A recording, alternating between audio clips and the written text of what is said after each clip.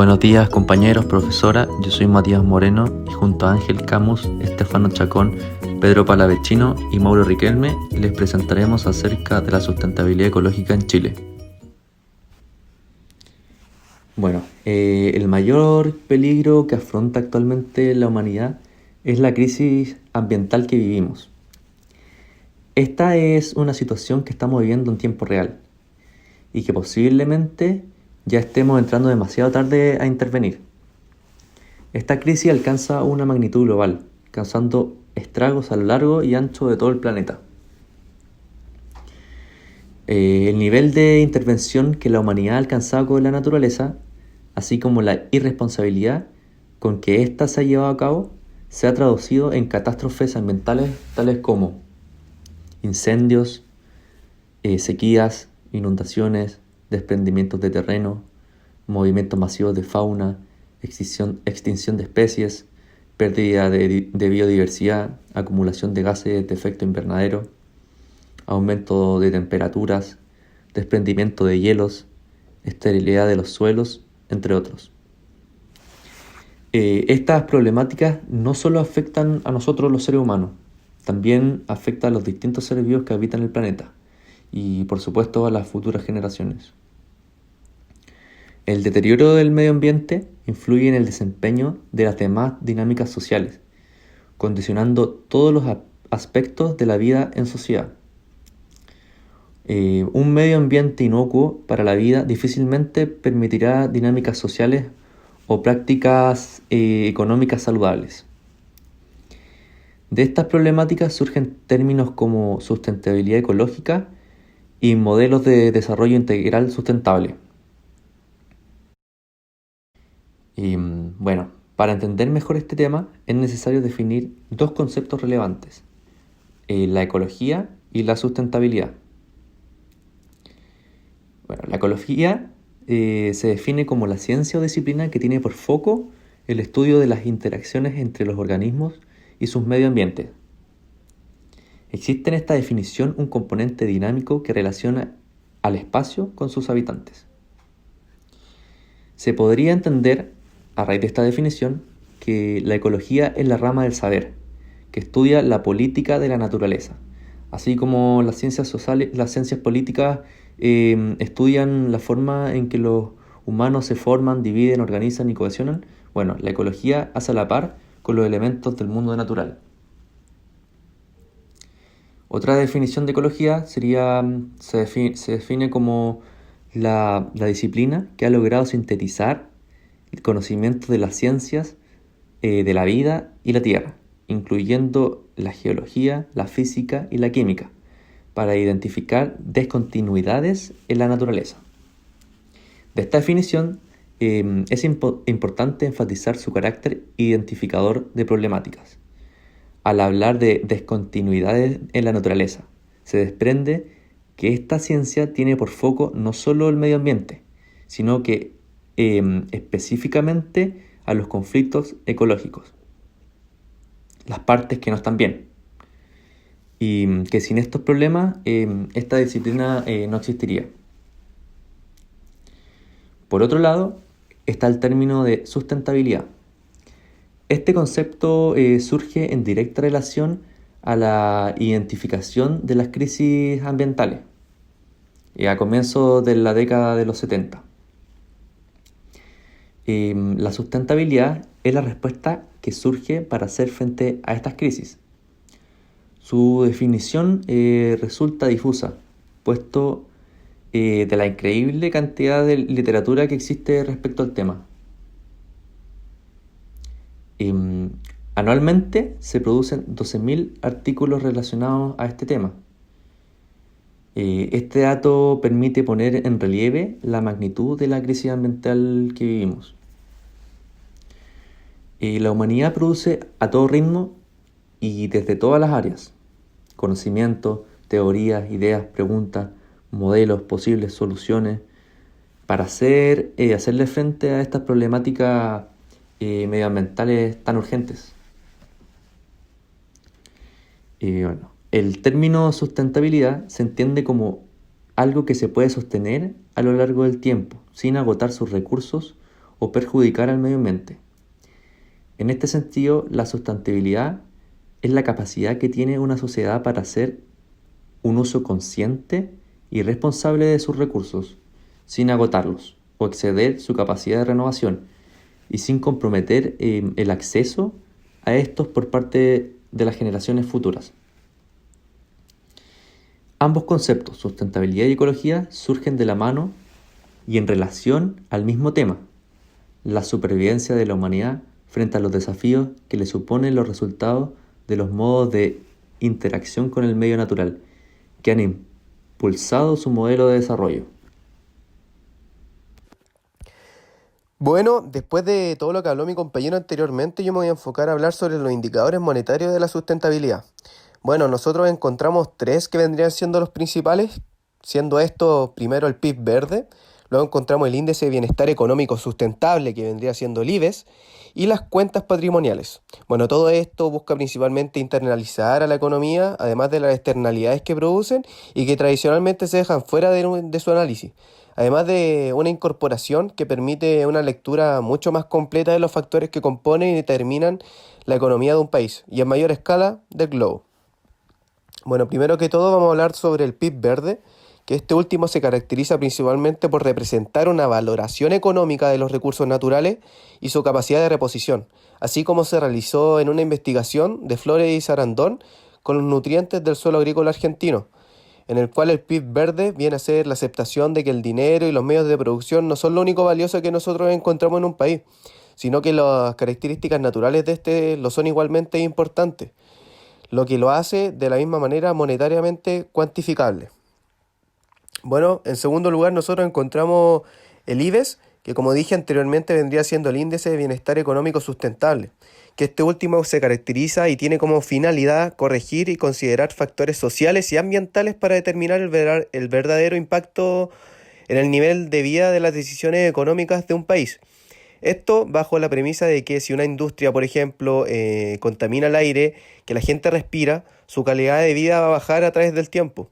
Además, las personas luego consumen los productos de esta industria, pagan el valor de ese consumo y además se ven principalmente en su salud perjudicada. Además, pagan dos veces, por así decirlo. Si esta industria además promueve la desigualdad económica, la gente paga tres veces ese consumo. Pero el análisis económico tradicional deja esto fuera de su consideración.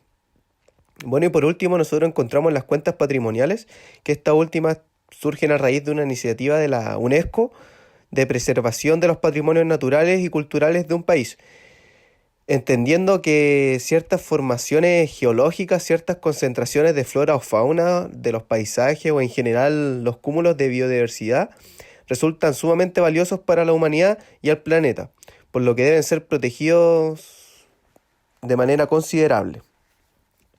Bueno, después, sacando como conclusión de estos indicadores, los autores plantean también que una serie de críticas dignas de considerar. Una de ellas vendría siendo respecto a la irreversibilidad de algunos daños al sistema ambiental. No hace sentido cuantificar y monetizar algo que luego no se podrá arreglar por mucho que vaya a través del tiempo. En la misma medida, algunas afectaciones no son quizás irreversibles, pero sí son inciertas.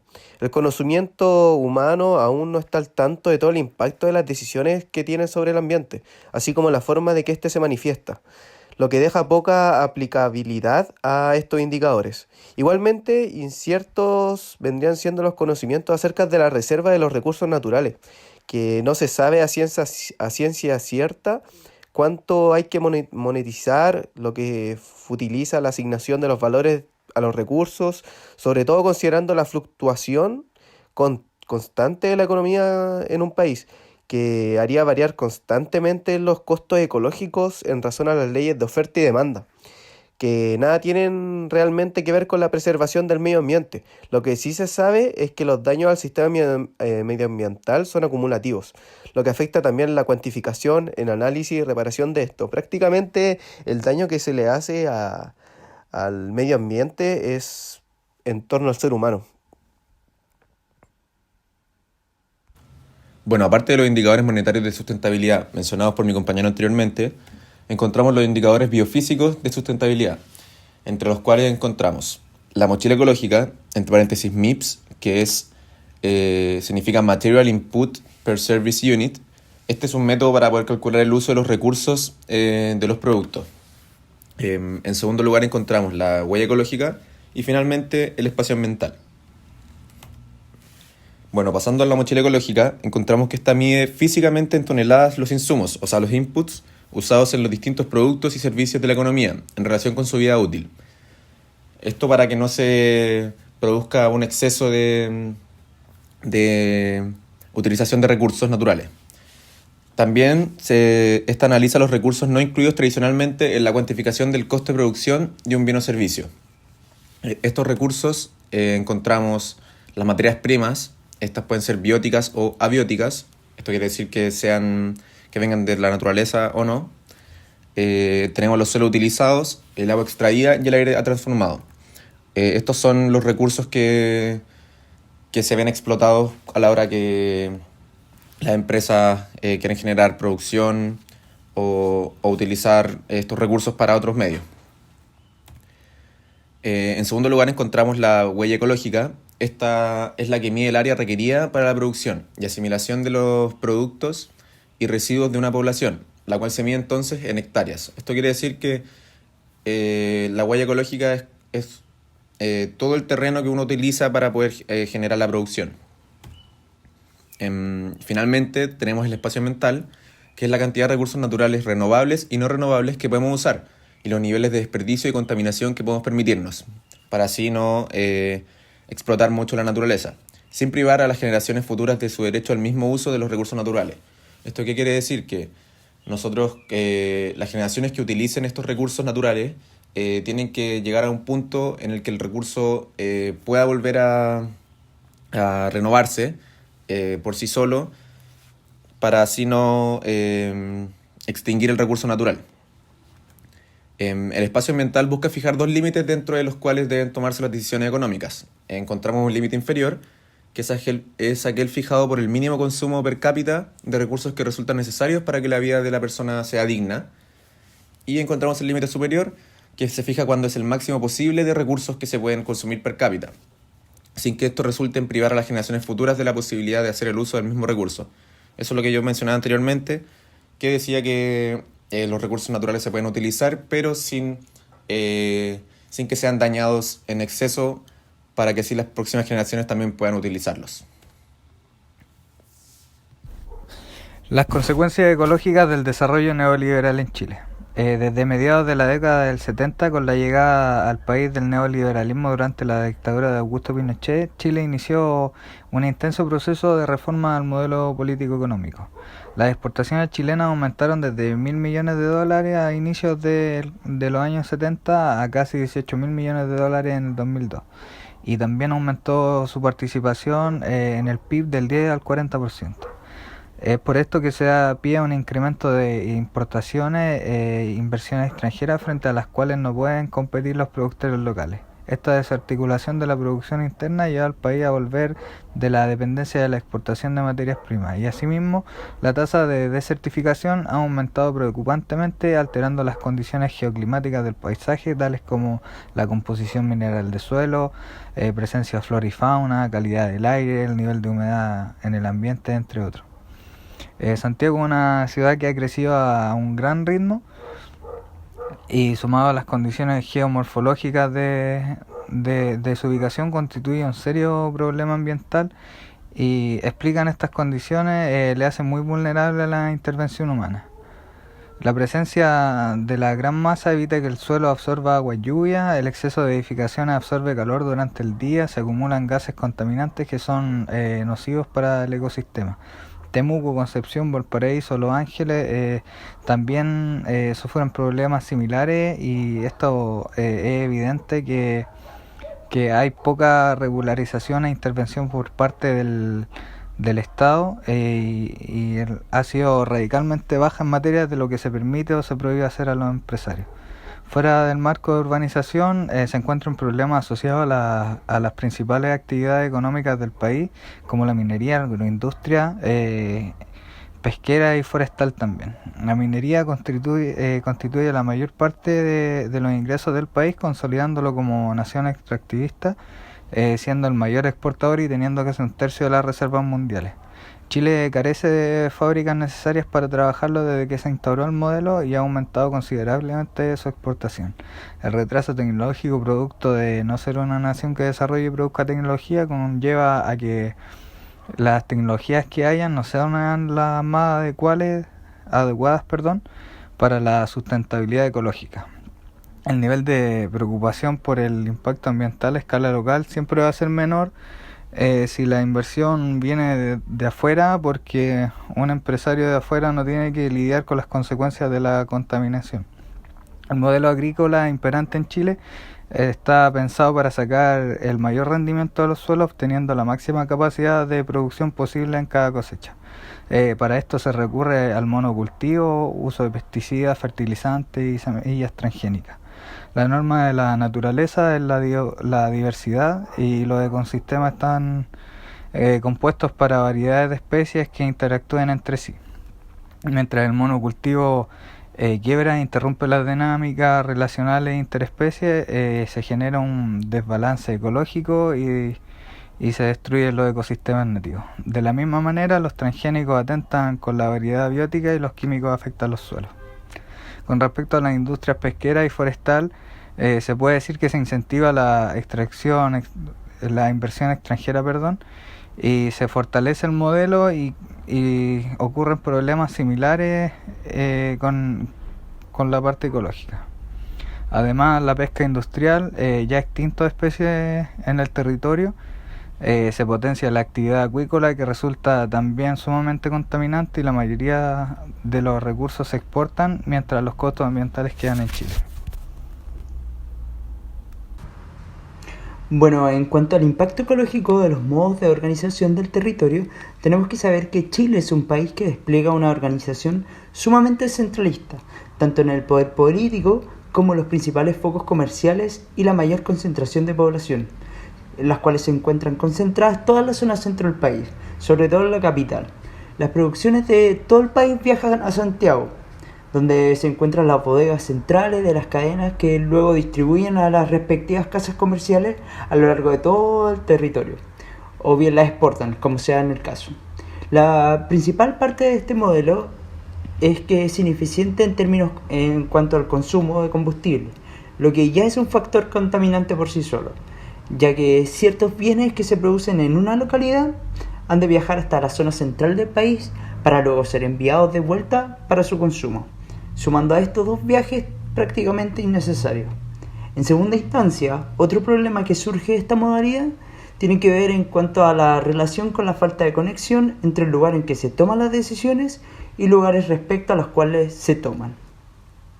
Las docentes de la Universidad de Chile, Luisa Delgado, Pamela Bachmann y Bárbara Oñate, enfatizan en la importancia de la descentralización en la toma de decisiones, de modo que cada región, con sus características económicas, sociales y ecológicas propias, puedan decidir qué tipo de desarrollo es el más adecuado para nivel local o regional.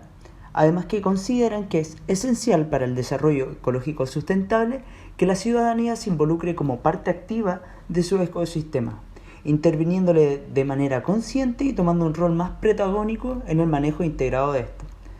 Defienden la gobernanza ambiental desde la postura de Diego Piñeiro, explicando que ésta se refiere a los procesos de toma de decisión y de ejercicio de autoridad en el ámbito de bienes públicos, en los cuales intervienen los servicios gubernamentales en distintos niveles e instancias de decisión. Bueno, esto serviría como una herramienta súper efectiva para empoderar a la ciudadanía en cuanto al manejo de sus medio ambiente. Bueno, lógicamente este cambio de modelo conlleva la responsabilidad de que la ciudadanía se encuentre informada y consciente de la implicancia que tengan sus decisiones. En cuanto a la implementación de políticas del estilo que requeriría un modelo de educación integral, lo que permita a los ciudadanos empoderados realizar distintos análisis interseccionales de las condiciones en cuestión. Es decir, que entiendan cómo la forma en que intervienen el medio ambiente afecta también al medio social y al medio económico, para que puedan tomar la mejor decisión posible en cada caso. Respecto de cuál sería la mejor decisión posible, Cantú plantea que debería regirse por el principio de precaución, el cual dice que se encuentra inspirado que lo primero es no hacer daño, lo cual fue prescrito en el juramento hipocrático de hace siglos atrás. Similar es la forma en que se debe tratar el cuerpo humano, con la forma en que se debe tratar el planeta. Si no se tiene certeza de lo que se pretende hacer, no será nocivo. Esta debe buscarse en el máximo margen posible antes de tomar la decisión. Bueno, respecto a esto, Ackar dice que existen principalmente dos grandes corrientes en cuanto a indicadores de sustentabilidad, siendo estas las que de alcanzar una sustentabilidad débil o una sustentabilidad fuerte. En primera parte, la sustentabilidad débil explica que es aquella que complementa el capital natural con el capital de producción humana. Se parte de la base que existe un stock constante de recursos utilizables y luego se cuantifica monetariamente el valor del capital natural al cual se le suma el valor del capital de producción humana. Se espera que en un modelo sustentable esta sumatoria se mantendría constante, lo que significaría que no existiera pérdida de recursos, y de aquí se extraen los indicadores monetarios de sustentabilidad. Por otro lado, la sustentabilidad fuerte, en cambio, considera que es necesario conocer la capacidad de tolerancia del planeta, el mínimo de recursos que necesita para mantenerse operativo y sustentar la vida en él, tanto la vida humana como la de las demás especies, y esto es lo que determina el capital natural crítico, o abreviadamente CNC, y el objetivo en el que se plantea de este modelo de sustentabilidad es asegurar la preservación de este, el cual resulta un poco problemática esta corriente, puesto que se desconoce dónde se trazaría el límite para fijar este CNC, lo que dificulta enormemente organizarse y tomar decisiones en función de este. Bueno, para concluir, la sustentabilidad ecológica sería la esperanza que la humanidad guarda para afrontar la mayor crisis que se le ha tocado enfrentar hasta ahora, pudiendo en su máxima expresión conseguir simplemente que ésta se desarrolle en una manera en que las consecuencias sean lo más soportables posible. El concepto de sustentabilidad ecológica se relacionaría directamente con la sustentabilidad económica y social, y en la medida en que las tres conforman el medio ambiente en que se desarrollan, se desenvuelven las personas y que cada una influye en el ámbito de competencia entre otras. La sustentabilidad ecológica es un estado de las cosas que se desea alcanzar, al cual depende del establecimiento de dinámicas relacionales con el medio ambiente, que tiendan a la renovación de los recursos y la efectiva combinación entre sus integrantes. En la misma manera, requiere de la renovación de los métodos de relación, tanto social, política y económica. Y resulta necesario abordar el desafío desde la interseccionalidad, consolidando modelos integrales de desarrollo, los cuales abarquen diversas áreas del conocimiento y de la vida social. Los análisis contemporáneos han puesto en evidencia que la especialización del conocimiento fragmenta las posibilidades de desarrollo, imposibilitando el avance transversal del cuerpo social en pos de facilitar el crecimiento económico desmedido, el cual es incluso ilusorio, pues no considera una serie de impactos y pérdidas aún no monetizadas. Y para alcanzar un estado de sustentabilidad resulta necesario integrar nuevas variantes a los análisis económicos, los cuales permitan cuantificar el impacto de las decisiones sobre el medio ambiente, así como resulta también necesario articular estos análisis en torno a nuevos modelos políticos, los cuales permitan la integración de las comunidades en procesos de toma de decisiones, así dando pie a una estructura o modelo de política de sustentabilidad. También resulta al menos relevante considerar en estos análisis las dinámicas propias de las relaciones internacionales y la influencia que estos modelos tienen en el paradigma nacional. Desde sus inicios, los países latinoamericanos han sido moldeados por las necesidades económicas del exterior, más que de sus propias necesidades o deseos sociales, políticos o económicos. Ante la carencia de este proceso, la incipiente industria chilena se vio incapacitada de competir contra las consolidadas industrias extranjeras que venían a instalarse. Esto vuelve a poner en relieve el carácter global de la crisis, que no solo pasa por sus síntomas que se manifiestan en todo el globo, sino que la red de conflictos la cual le genera está interconectada a lo largo de este también.